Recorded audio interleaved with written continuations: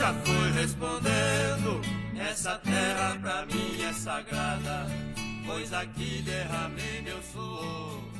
Minha honra será sepultada. Durante a pesquisa de campo que resultou na minha monografia, ouvi de diversos interlocutores que tinham um certo receio, uma tensão com a presença de pesquisadores, pois muitos vinham, recebiam atenção na forma da partilha de um teto para dormir, um prato de comida, água fresca ou mesmo de entrevistas e respostas a formulários. E depois esses mesmos pesquisadores iam embora e não forneciam nenhuma devolutiva, nenhuma notícia dos resultados. Tentando romper com esse ciclo, botei no cronograma de pesquisa que disponibilizaria o meu texto em áudio. Mais recentemente, com alguns desdobramentos da pesquisa, a exemplo das publicações em jornal, percebi que era necessário mais disponibilizar conteúdo formativo e informativo sobre a comunidade calunga e sobre a questão agrária, da maneira mais abrangente possível. Comecei pela reportagem da agência pública, na qual participei como pesquisador de campo. Depois foi a vez do livro clássico de Mário Baiocchi sobre o achamento da comunidade calunga nos anos 80 e do livro de Aldo Soares, que conta a história institucional da luta pela terra promovida pelos calungas. Por fim, um dos desdobramentos diretos da minha monografia,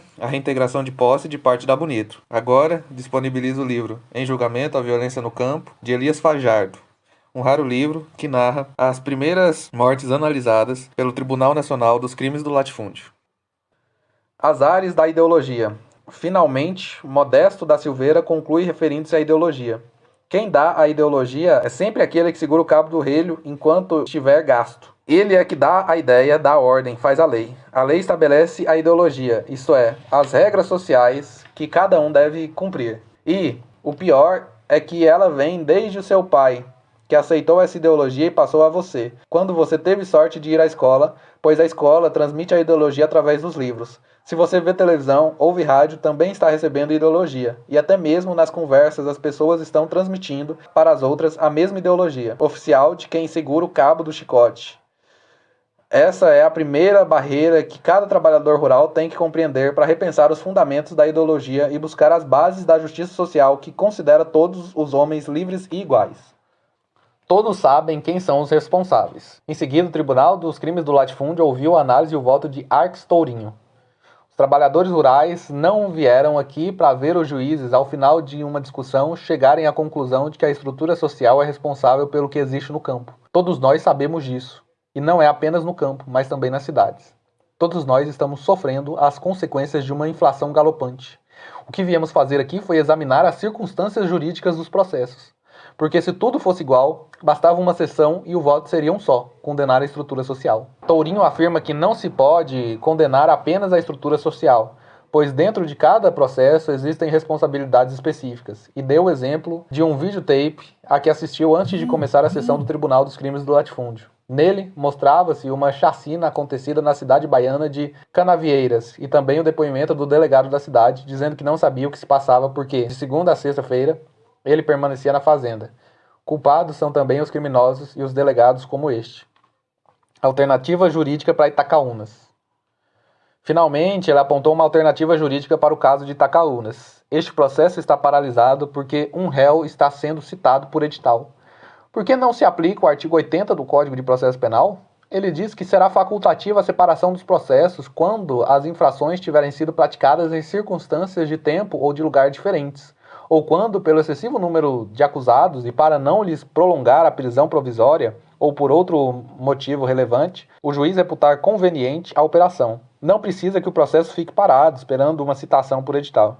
Esse processo poderia ser desmembrado, assim como poderia ter sido desmembrado o processo de Eugênio Lira, se a razão do retardamento fosse o adiantamento da denúncia para incluir o delegado. Julgamento do julgador. A palavra passou então a Calmo de Passos, o presidente da mesa da última reunião da segunda sessão do Tribunal Nacional dos Crimes do Latifúndio. Ele começou contundente. O direito é vida. Entender-se o direito como dogmático é uma postura ideológica perigosa que retira o compromisso do jurista com a vida e com essa coisa meio difícil e meio sutil que é a justiça. Então procuro tornar claro para vocês porque estou julgando de um determinado modo para que vocês possam também me julgar. Quando o julgador não coloca as coisas de modo tão claro e tão fácil que permita que os que estão sendo julgados julguem também a ele, não é um bom julgamento. Se vocês não compreenderem como as coisas se dão e por que elas se dão, não adianta nada. Em seguida, ele fez uma longa análise histórica da questão de terras no Brasil, para desembocar numa advertência aos trabalhadores rurais presentes. Quem é o aliado do trabalhador rural? Vocês estão sozinhos, rigorosamente sozinhos. A situação de vocês pode condoer a muita gente. Mas entre a gente se condoer e a gente se comprometer vai uma grande diferença.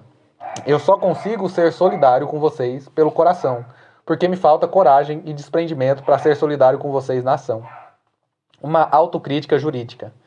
Eu me aposentei do Ministério Público, continuou, porque estava nauseado, pois aprendi que, quanto mais eu cumpria meu dever, mais iniquidade eu praticava. Eu não fui mais do que um fomentador de injustiças. Cheguei ao fim de minha carreira sem ter denunciado um só daqueles que realmente são os grandes malfeitores da minha sociedade. Me diverti durante 30 anos escamoteando minha consciência, denunciando batedor de carteira, pivete, estrupador de menina. Ou seja, fui apenas um sujeito bem pago para fazer bem o maior mal que eu poderia fazer à minha comunidade. Aluguei minha consciência porque, mesmo quando procurei inovar diante da lei, eu era apenas alguém que brincava de injustiça, porque eu sabia que não tinha poder de decidir e que sobre mim não viriam as responsabilidades da decisão. Essas confissões causaram impacto e muitos advogados presentes não concordaram com o tom com que eram feitas. Mas Calmon de Passos prosseguiu, dando seu voto.